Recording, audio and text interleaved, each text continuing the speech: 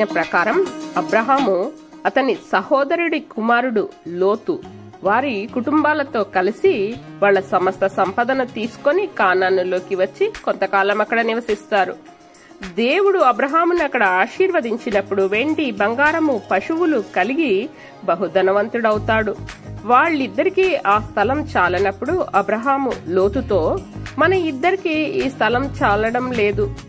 దేవుడు నాకిచ్చిన భూమిలో కొన్ని ప్రాంతాలు నువ్వు కోరుకో. ఆ ప్రాంతంలో నువ్వు నీ వాళ్లతో నివసించు. మిగిలిన ప్రాంతంలో నేను నా కుటుంబంతో, పనివాళ్లతో, పశువులతో నివసిస్తాను అన్నప్పుడు లోతు కన్నులెత్తి చూసి నీరు పారుతూ పచ్చని ప్రాంతమైన సొదొమ గొమొర్రా ప్రాంతాలున్న యోర్దాను నదీ తీర ప్రాంతాన్ని ఎన్నుకుంటాడు. అయితే ఈ యోర్దాను నదీ తీర ప్రాంతంలో సొదొమ గొమొర్రా పట్టణాలతో పాటుగా అద్మా, సెబోయిము, సోయరు మొత్తం 5 పట్టణాలు ఉంటాయి. వీటిలో సొదొమ పెద్ద పట్టణము, అయితే సోయరు చిన్న పట్టణం. ఈ ఊర్లు తీర ప్రాంతాలైనందువల్ల బాగా అభివృద్ధి చెందినవి. ఆ ప్రజలకు ఆహార సమృద్ధి, ఏ చీకు చింత లేని సుఖవంతమైన జీవితం వలన ప్రజల్లో గర్వం పెరిగిపోవడము, దీనులకు పేదవారికి సహాయం చేయలేని దుస్థితి కలిగి ఉన్న భక్తిహీనులు. అందుకే లూకా 17వ అధ్యాయం 28వ వచనంలో ఈ విధంగా ఉంటుంది. వాళ్ళు తింటూ తాగుతూ ఆస్తులు కొనుక్కుంటూ అమ్ముకుంటూ వాళ్ల కొరకు ఇండ్లు కట్టించుకుంటూ జీవన వ్యాపారములలో మునిగిపోతూ ఉన్నారు అని. అయితే వీళ్ల ముఖ్యమైన పాపం వ్యభిచారం మాత్రమే కాదు, కానీ వ్యభిచారంలో విపరీత ధోరణి.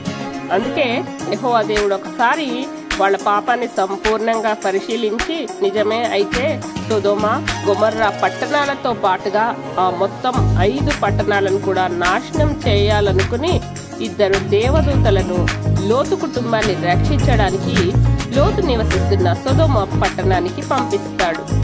ఆ దేవదూతలను తన ఇంటికి లోతు ఆహ్వానించినప్పుడు ఆ రాత్రి వాళ్ళక్కడ బస చేస్తారు. అయితే ఆ ఊరిలోని బాలురు, వృద్ధులు, ఊరి ప్రజలంతా లోతు ఇంటి చుట్టూ చేరి మనుష్య రూపంలో ఉన్న దేవదూతలను బయటికి పంపించమని వారితో వ్యభిచరిస్తామని చెప్తారు. ఇక్కడ మనం గమనించినట్లయితే సుఖంగా తింటూ తాగుతూ విలాసాలతో జీవిస్తూ ఉన్న వారి జీవన విధానం పక్కదోవబట్టింది.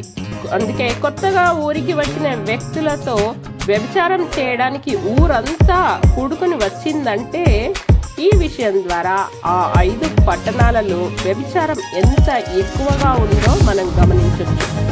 యెహోవా దేవుడు ఆ పట్టణాలను కాల్చివేయాలనుకుంటాడు. కానీ లోతు అభ్యర్థన మేరకు సోయరు ప్రాంతాన్ని వదిలి మిగిలిన 4 పట్టణాలను దేవుడు అగ్ని గంధకాలను కురిపించి కాల్చివేస్తాడు. అయితే ఈ కాలిపోయిన పట్టణాలు నేటికి అదే పరిస్థితిలో వదిలివేయబడి వాళ్ళ పాపాలకు దృష్టాంతంగా నిలిచి ఉన్నాయి.